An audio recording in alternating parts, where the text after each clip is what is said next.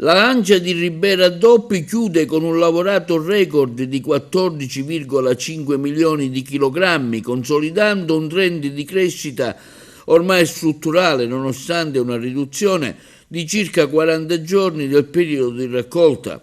Un dato che fotografa la capacità di tenuta e di reazione della filiera messa alla prova da condizioni climatiche operative complesse ma capace di rispondere con efficienza e organizzazione.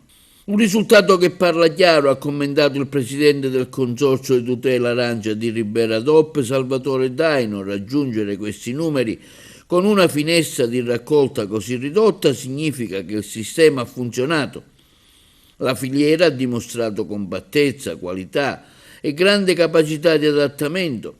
La riduzione della finestra di raccolta non ha intaccato la qualità del prodotto, che è rimasta elevata e coerente con gli standard distintivi della DOP siciliana, né la sua presenza sui mercati, dove l'arancia di Ribera consolida ulteriormente il proprio posizionamento. Abbiamo lavorato in maniera ancora più coordinata tra produttori e confezionatori, ha aggiunto Daino, ottimizzando ogni fase della raccolta alla distribuzione. Questo ci ha permesso non solo di tenere, ma di crescere.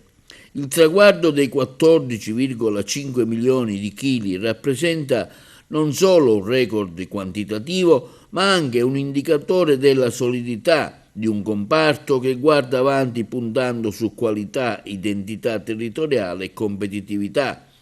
Una campagna breve dunque, ma estremamente intensa ed efficace, che conferma l'arancia di Ribera DOP tra le eccellenze più dinamiche del panorama agrumicolo italiano.